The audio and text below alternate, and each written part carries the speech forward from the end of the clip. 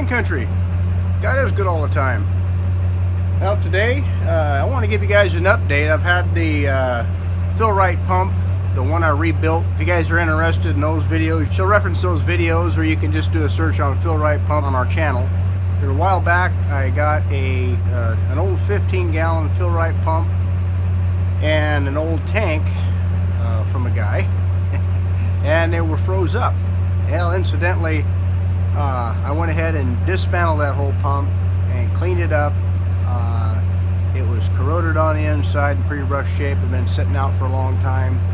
Anyway, I got the pump fixed, and it's been in service for I think about over a year now. I just wanted to share with you some of the pros and cons that now that I've had it in service for a year, and just let you know how it's doing. Even though it's old and been abused in its previous life, it's up and running, and it's still giving me good service. What I used to do on this backhoe is the fuel tank is just in front of the windshield, in the center, on where the hood here kind of stair steps up, and there's a little area right up above there where I used to have to climb on the machine with these 5-gallon jerry cans. I'd precariously get up here with 5 gallons worth of fuel and pour it in 5 gallons at a time, and that was pretty cumbersome.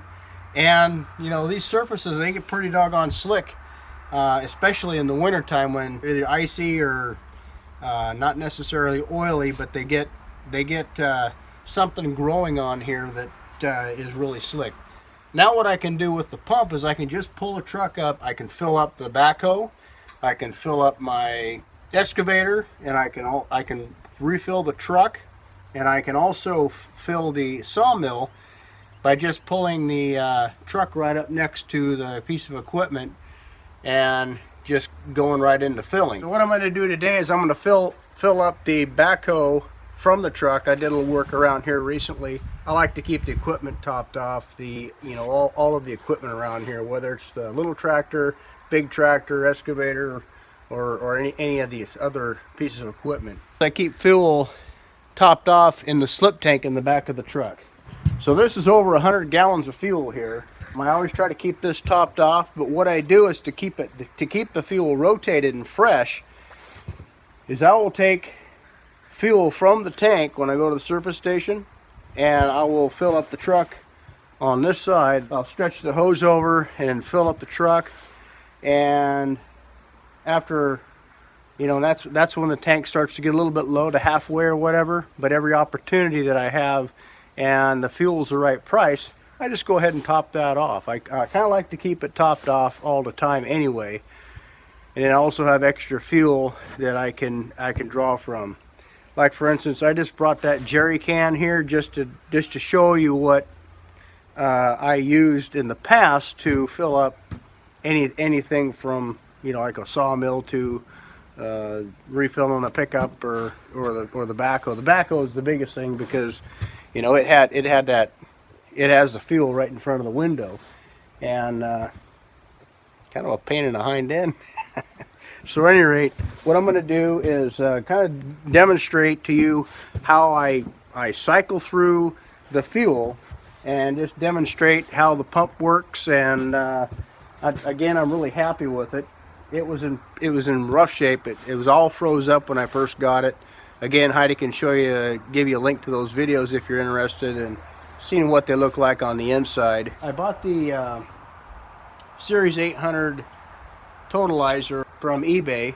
I went down to the hardware store and bought all of the galvanized pipe, and then I bought this 10 micron filter. They call it a hydrosorb, and I had to modify the aluminum tank to fit in a short bed truck. I had to cut out for the wheel wells just a little corner of this tank, because it's an L-shaped tank, and so the very corner of that tank, as you can see right here, I cut it out, and then I had a buddy of mine weld it up for me. He did a fantastic job. So I just wanted to give you an update on how the pump's running and what I do in order to keep the fuel rotated. And I tell you what, it's just really been a blessing to have this, and You know, I got it at a fairly reasonable price, and after I got it home, I know why. I just went ahead and gave the old steel tank away to a buddy of mine, and I think he traded it for something. So anyway, it worked out good for everybody. So I'm just going to go ahead and demonstrate how easy it is to operate, and where I installed an on-off switch inside the cab of the truck as well, and just kind of show you how I fill up the truck and also fill up the backhoe. So just inside the cab here, I mounted a switch. It's a heavy duty switch to hold it. Actually, all of the current runs through that switch, so I got a switch to match the current draw from the pump. What I do to keep the pickup topped off is if I leave this switch in the off position,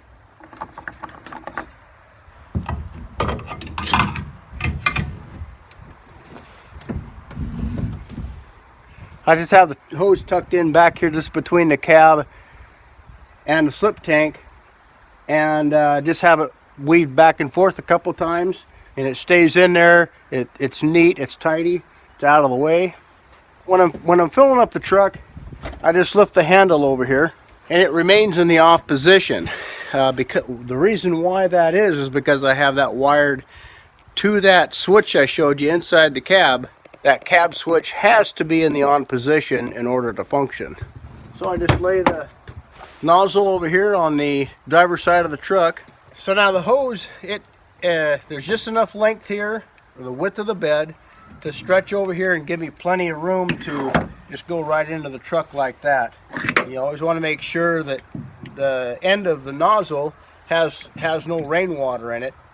That little black cover over there keeps the rain from getting into the nozzle, but it rained like crazy last night, and I still got no moisture at all in the tip of the dispenser.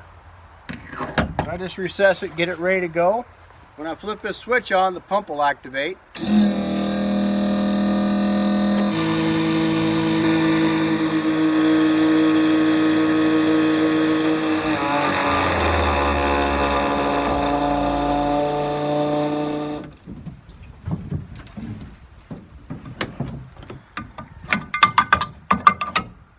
I went ahead and shut off the pump over there at the truck, so it would just shut off the pump, so the pump wouldn't just sit there and run. It's probably not a good idea to sit there and let the pump run constantly without fluid going through there, because I believe the fluid kind of helps to keep the motor cold or the pump itself cold. The reason I like the meter is that if I'm doing a particular job, I know how much fuel is going in to the piece of equipment. Here's total gallons over the lifetime of the pump. This is a number here that you can reset with this knob here. I don't want to reset it right now, but if you turn it clockwise, it'll clear this to 0. And I like this because it can kind of give me, if I'm over at the excavator and I'm putting in, I know how much fuel that I'm putting in there, so if I'm doing some work around here, I'll know how much fuel is being used, and I go ahead and keep this number on here until I fill up the spare tank again, this aluminum tank over at the service station, because if I know I'm getting down towards or up to, let's say 75 gallons, then I know that well, the tank's getting low, so I need to go ahead and get that refilled. If I kept this at 0 all the time, I really wouldn't know how much was in the tank. So it's a real helpful tool in monitoring what you got going out, how much is still in the tank, and how far down the tank is until you need to top it off again. So I'm not going to climb up here with that jerry can just to risk slipping off here, because I have actually slipped off of this before. You know, trying to get that jerry can up, I'd have to get up on here, grab a hold of this, get up on this tire, and put the jerry can on top of this flat engine cover, and then I'd have to get on top of this and put a funnel in the fuel tank, and then pick that can up while I'm standing on top of this, limited space up here, and then try to pour that 5 gallons of fuel into the tank. It's kind of precarious, so having this pump, or you know, I guess it doesn't have to be a Rite pump. I'm just happy with what I've got, and that's what I have, and so that's what I'm showing you. I know there's other manufacturers out there, but if it ain't broke, don't fix it. These things are made out of cast steel, and they're heavy duty. So anyway, I'm kind of impressed with it, because when I got it, you could tell the thing has been sitting out for a long time, and it just needed a little going through, and it fired right up, and so I'm really tickled with that. I'll demonstrate how I go about filling up the backhoe as far as the switching is concerned with this lever versus the toggle switch on the inside of the truck. Okay, so let's get started with that. So when I'm filling something on the passenger side of the truck, I mean, again, I got plenty of hose on here where I can stretch out a pretty good ways and not necessarily have to be right next to the piece of equipment. So I believe that hose is 20 feet if I'm not mistaken, and it gives me plenty of hose to reach anywhere I want to go. So that's something to consider if you're thinking about getting something like this. Get the longest hose you can. If you've got a place to tuck it, like back here behind the cab, you know, it's tucked in out of the way, it's not spread out all over the bed of the truck, then the longer the better as far as I'm concerned. One thing before I get started doing this is, one of the downfalls of having something like this on the truck, well, this truck is a short bed anyway. So what happens with that is it takes up half of your bed space. But the good thing about it is, with an L-shaped tank, I actually had this diamond plate aluminum box for years. I got it at an auction, 20 bucks I think it was, I can't remember. It was been a long time ago.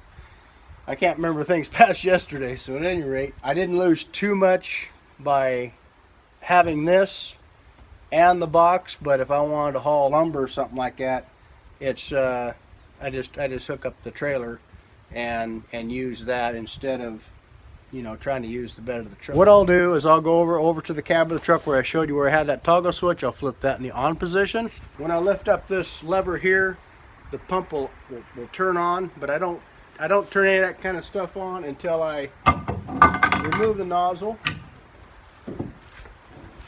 And another thing, guys, if you buy one of these, make sure you spend the extra money and get one of these swivels. Fighting an anaconda if you don't, but that's just a recommendation. It's really handy to have this. You can you know, turn a sharp corner with it, and you don't have to fight that hose. I don't even have to get on the machine. I just recess it inside the machine like that, flip the handle on, and I can take a number off of my meter here. This is a Series C Rite meter, and turn it on.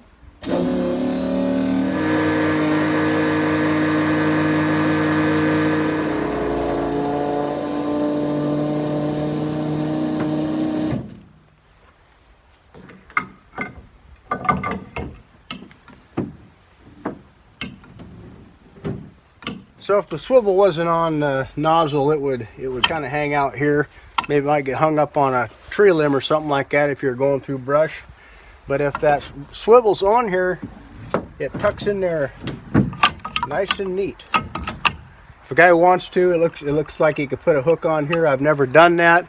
The reason I don't feel like I need to do that is I've got the switch on the inside of the cab and I secure the cab. So the switch is a double nice thing for me to have, because I can control the pump from either side of the truck, and it's also a good safety measure. This is a lot easier because I would have probably had to have fought this for 2.5 jerry cans to get this full, and this way I just had to stand up there with a lightweight nozzle and put it in there. And the other thing I wanted to share with you is my dad, he lives down in California.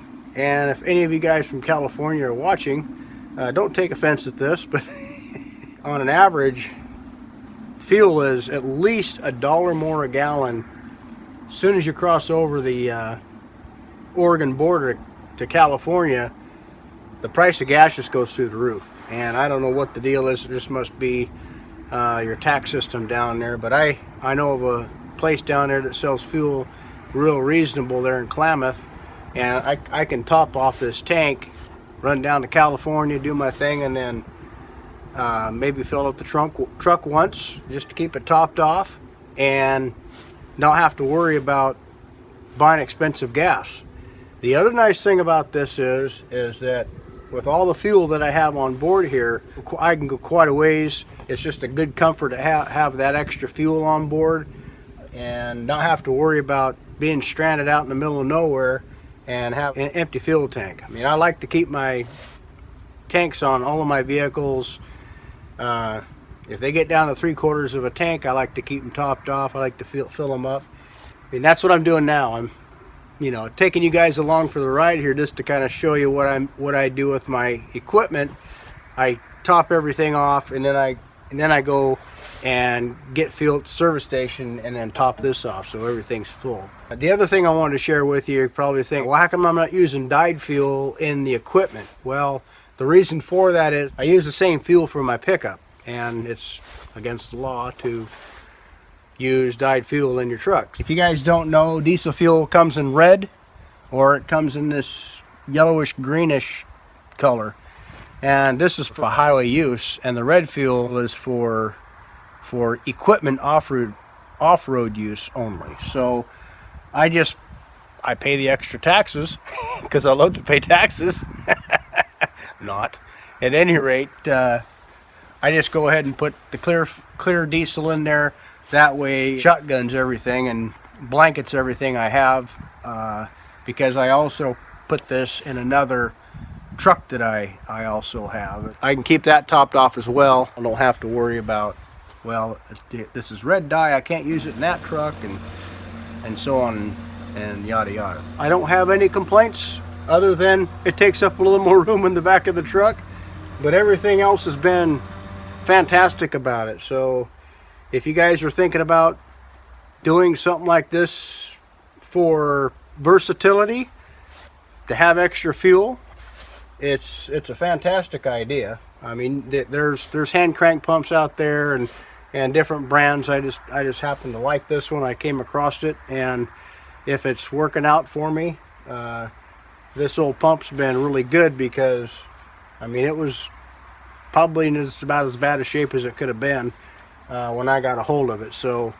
it's been true blue and faithful to me in the past. That's pretty much the skinny of everything of what I do. If you guys got any comments, suggestions, recommendations, let me know. Several people come into the comments section, and they can learn things from you just as well as I can. And so if we all kind of throw some stuff in there, I get ideas from people all the time.